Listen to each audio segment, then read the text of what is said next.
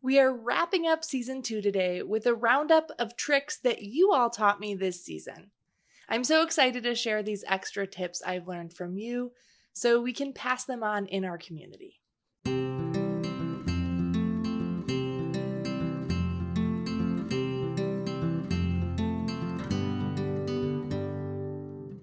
Welcome back to Points for Normal People.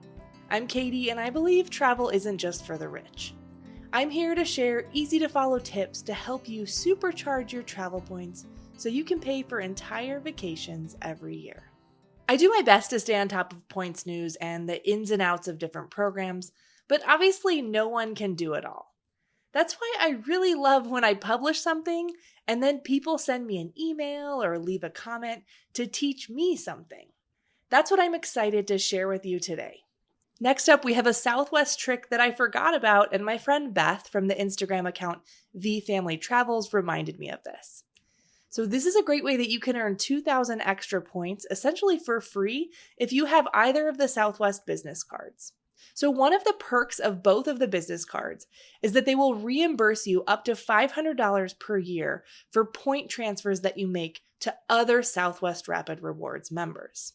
Now, normally I don't necessarily recommend that you make point transfers, as this costs 1 cent per point to transfer. But in this case, here's why it makes sense.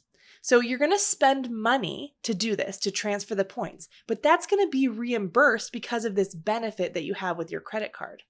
So again, this really only works in a 2-person household, but you can transfer 50,000 points to another person, and that's going to cost you $500 to do that. But if you have those business cards, you'll be fully reimbursed for that $500.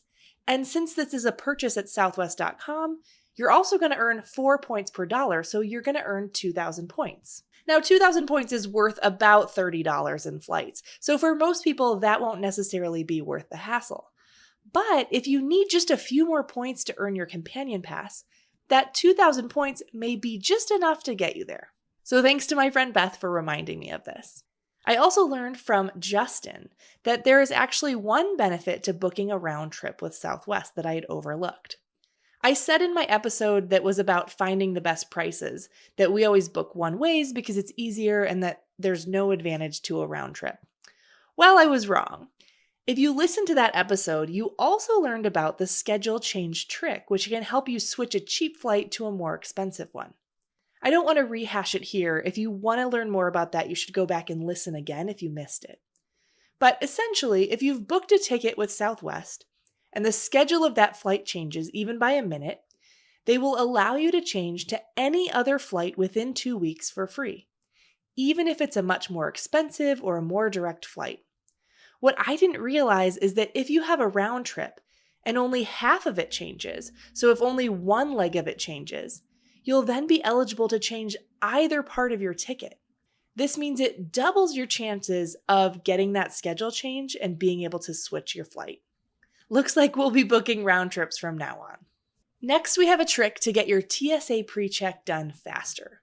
Now, generally, I recommend global entry, and I went over all of the reasons for that earlier this season in the episode that was all about skipping airport lines. But sometimes you may want to get a quick TSA Precheck appointment, especially if you're stuck in global entry purgatory waiting for conditional approval, as happens to some people. Now, you should be able to get an appointment for TSA Precheck even at Staples, so it shouldn't be that hard. But if that isn't convenient, I got another tip from Ram, who said that he was able to do this at the airport with a Clear Plus trial. So he had applied for a Clear Plus trial membership.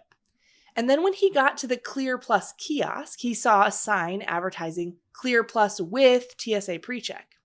He asked the employee if he could then add a TSA Precheck application right there.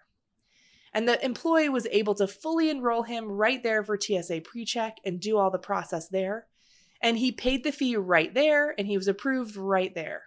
Then he let his Clear Plus trial expire, so he didn't end up paying for Clear at all. But he still maintained that TSA Precheck for 5 years. This is a great option if you have a trip coming up and you can just get to the airport 15 to 20 minutes early and just get that done. Just be sure to sign up for the Clear Plus trial first before you get to the airport, and that should be something that's always available for free if you just Google Clear Plus trial. When it comes to lounge access, I forgot to mention a great card option, and that is the US Bank Altitude Connect. Thank you to, I'm going to probably butcher this pronunciation here, probably, but the handle was airmoons9711 for bringing this up to me. The US Bank Altitude Connect actually has a $0 annual fee, but provides you a Priority Pass membership that gives you 4 Priority Pass visits per year. So $0 annual fee, but 4 lounge visits per year. And the best part is that these can be used for any Priority Pass option, even restaurants. If you have space within your 524 strategy, this would be a great card to get and keep for those Priority Pass restaurants, or if you just use a lounge once or twice a year. This card also has a unique perk where it gives you a free eSIM for when you're traveling internationally and you want faster data service for your phone. So for a $0 annual fee, both of these perks are really solid. There's also a business version of this card that can give you that same perk of 4 Priority Pass visits per year. And that could work for a year, as the annual fee is actually waived the first year. But after that first year, that business card does cost $95 per year. So it's probably not worth it to hold on to after that point. And even though I just filmed that episode a few weeks ago, one of the cards I mentioned has already been discontinued. So that's the US Bank Altitude Reserve card. So that card is now no longer available for new applicants. If you're interested in learning more about lounge access for cards, I'll put a link in the show notes to our very comprehensive post that's all about deciding which card is best for you based on the airports that you travel to. So be sure to check that out if you're trying to figure out lounge access for you, because it really can vary person to person depending on where you live and where you travel. I also had a great question from Jacobs2243, which helped me to dig into some of the fine print on the Venture X. And I need to clarify some of those travel insurances. So he wrote, looking at the Venture X Guide to Benefits, the trip cancellation coverage only mentions, quote, common carriers and defines them as transportation, but does not have wording for lodging. Their document seems to exclude hotels, unlike other providers' guides to benefits. To be honest, I had not really paid enough attention to this difference. In contrast, the Chase Sapphire cards both offer trip cancellation protection for flights and cruises, but also for rental cars and lodging, whereas the Venture X is only offering it for flights and cruises and other transportation. With this in mind, it means I definitely recommend using the Sapphire over a Venture X if you're specifically using it for travel protections. The coverage amount is more with the Sapphires too. To be honest, this isn't an area I've paid much attention to for our personal travels, because most hotels we book are refundable, or we're usually paying with some kind of points that are refundable. But I think it's helpful for everyone to know going forward that if you're not using points to book a hotel, and you have a Sapphire and a Venture X to choose from, I'd likely recommend choosing the Sapphire for the more comprehensive insurance benefits. On the topic of benefits, I got a tip from Tom D for anyone who has Verizon and wants to be able to pay with a credit card and still maintain the auto pay discount that you only get for setting up an auto pay specifically with a checking account. So this is a workaround here. And this will be dependent on where you live, but it's a great tip if it's convenient for you. He wrote in and said this. He said, "Hi, I found a workaround for getting the cell phone protection and the auto pay discount with Verizon. I have my bill set up for auto pay via a checking account. My bill is due on the 11th of the month, which is also the day I have auto pay scheduled for. But the bill posts around the 2nd of each month. I pay my bill a few days later, usually the 5th or the 6th of the month, in the Verizon store. You can do this at the kiosk in the corner of the store. It takes cash or credit card, and I've been able to retain the auto pay $10 a line discount." He wrote that he uses the Chase Inc. Preferred to pay this way. And then he adds that he had to make a cell claim last month and can confirm that this worked easily. All he had to do was submit his cell bill and his credit card statement to prove that he had paid the bill with that Inc. card. So if you have Verizon and you live near a Verizon store, it's definitely worth checking out. I've also gotten a lot of questions how someone can get the Southwest Companion Passes year after year. So I wanted to outline that process a little bit more here. Earlier episodes this season went into detail on different methods for earning a companion pass. I also have a detailed timeline on my website with this information, as well as in my free course. How you earn the companion pass perpetually will depend on the method that you're using to earn it now. If you're trying to earn one companion pass at a time, and you have 2 people in your household who could open credit cards to earn it, you're just going to take turns opening these cards. So this is what my parents do. One year, my mom will open the business and the personal card to earn her 135,000 points, which earns the companion pass. She will be sure to keep at least one of those cards open for 2 years. And then, when her companion pass is getting ready to expire, she will refer my dad to 2 cards of his own so he can earn a companion pass. After she gets her referral points, she can cancel her Southwest cards, or she might keep them if she likes the benefits. She will need to cancel them eventually, at the very least in 4 years, when it's her turn to earn a companion pass again. Now, that's the basic strategy that most people are going to use to earn a companion pass perpetually for their household. You'll just flip-flop who is earning the companion pass. Again, I do recommend keeping a Southwest card so you can refer your partner to it. Usually, that can give you 40,000 referral points this way, and that's worth $600 of Southwest flights.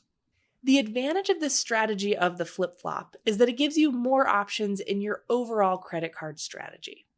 After you earn a companion pass, you could, for instance, go application crazy and go way over 524.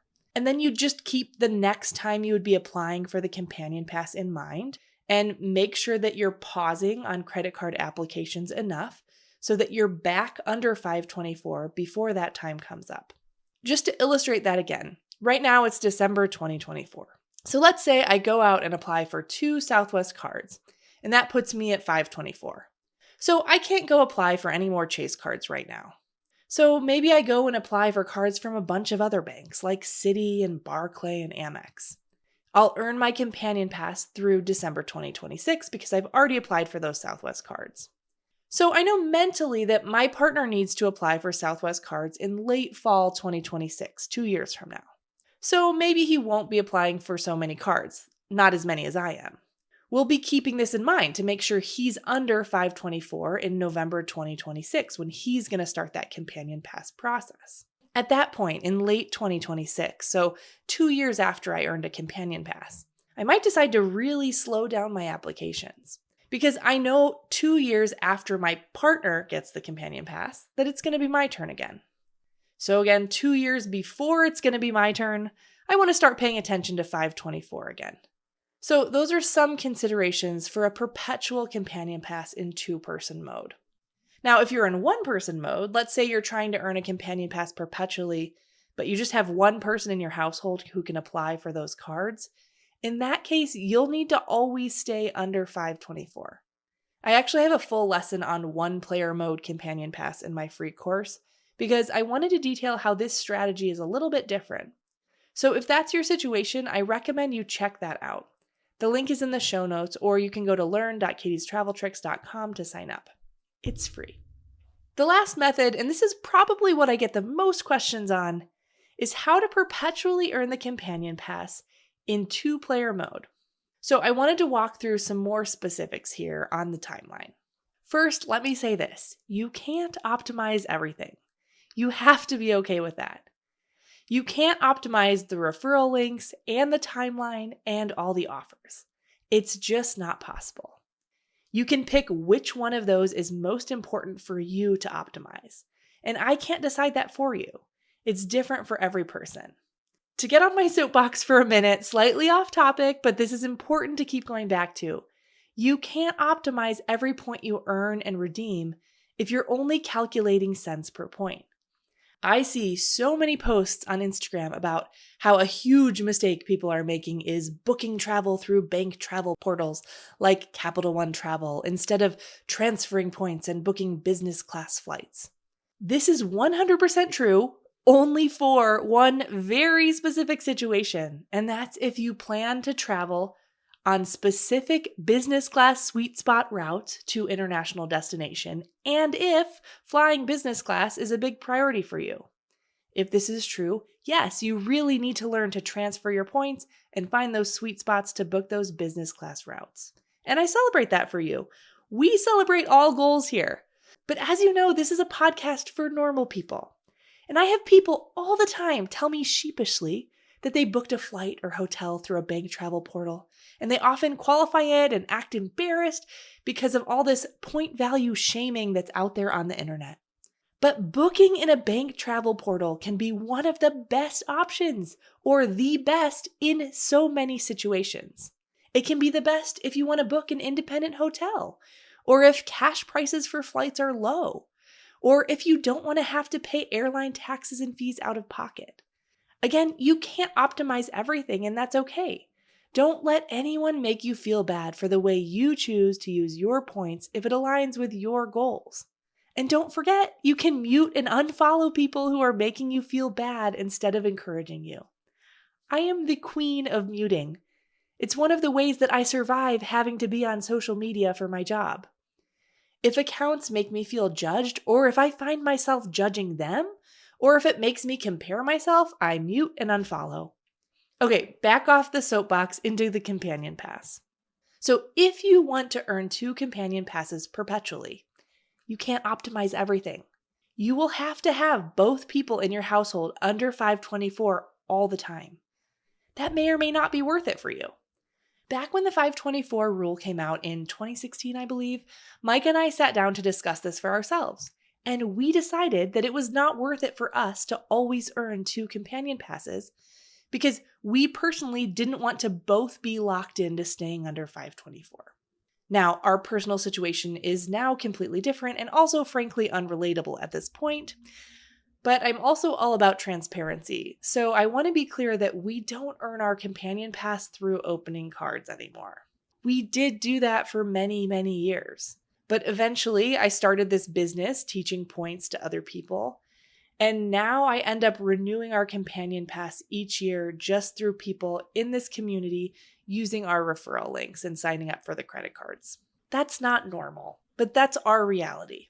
But before that, we had decided to only go for 1 companion pass at a time, so we would not be so restricted by 524 all the time.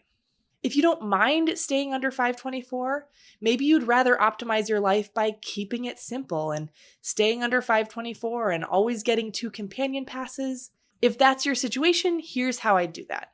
The first thing to understand is that the second time that you use the 3-card 2-pass method, you don't have to do it all in the same order. The 3-card method works because one person will earn their points by opening a card that earns at least 80,000 points, plus by getting 2 referrals. Now, this assumes that the referrals keep going at what they currently are, which is 20,000 per card. The important timing for that person who is opening the 1 card is that, first of all, their 80,000 bonus points need to post in January or later. And next, it's important that their referral points also need to post in January or later. They also can't open a card that has a big bonus of 80,000 points or more unless it has been 24 months since they got a bonus on that card. So this is where you have to start to puzzle this together based on your specific situation. Actually, as I was scripting this episode, I just got an idea for a new resource to help you figure this out, and I will work on that in the next few months to make that easier. But some of this is just working out those dates for yourself. If you open the business card with an 80,000 point bonus and you got your bonus on January 5th, 2025, you won't be able to open that card again until January 6th, 2027. So you'll just need to keep those dates in mind.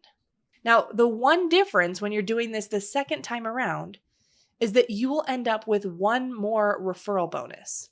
So whoever is the person that's opening the 2 cards, that person should still have 1 card from the first time they did this.